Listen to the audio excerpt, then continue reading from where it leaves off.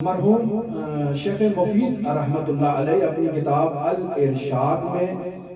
ذکر کرتے ہیں کہ کربلا کے شہداء کی تعداد 72 تھی۔ اس کی وجہ جو بیان کرتے ہیں، کہتے ہیں وہ سرحائے اقدس جو پاکیزہ بدنوں سے جدا ہوئے اور کوفہ ابن زیاد کے لیے بھجوائے گئے، ان کی تعداد 72 تھی۔ لہذا اس 72 کے عدد کو یعنی سروں کی 72 تعداد کو دیکھ کر یہ نظریہ مشہور ہو گیا کہ کربلا میں حسین ابن علی کے لشکر میں 72 افراد تھے، یا 72 نے حسین ابن علی پر اپنی جان کو نچھاور کیا۔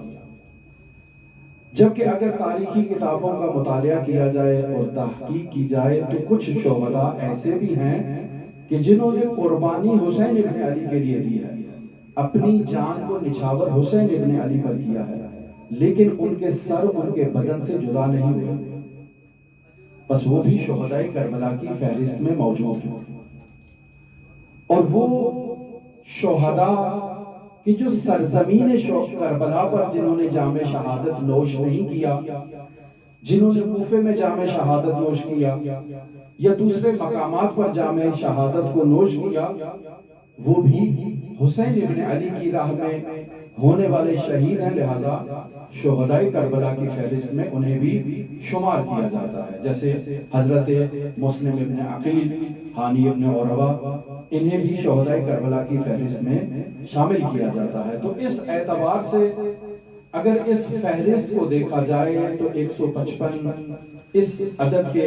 قریب یہ تعداد ہے کہ جو شہداء کربلا کی تعداد ہے۔ اور اس تعداد میں بنی ہاشم 33 افراد ہیں، رسول خدا کے اصحاب کی تعداد 5 ہے، بچے جو حسین ابن علی پر جنہوں نے اپنی جان کو نچھاور کیا ان کی تعداد 5 ہے، وہ غلام جو غلامی میں کسی کی خدمت کرنے کے لیے آئے اور حسین ابن علی کی راہ پر اپنی جان نچھاور کر کے آزاد ہو گئے، حر ہو گئے، ان کی تعداد 15 ہے۔ وہ افراد کے جو حسین ابن علی کا استغاثہ سننے کے بعد حسین ابن علی کے پرچم تلے آئے، حریت اختیار کی، ان کی تعداد 11 ہے۔ اور خواتین کی اگر فہرست دیکھی جائے تو تنہا ایک خاتون کو یہ اعزاز حاصل ہے کہ وہ اپنی جان حسین ابن علی پر نچھاور کرے، وہب قلبی کی ماں۔ لہذا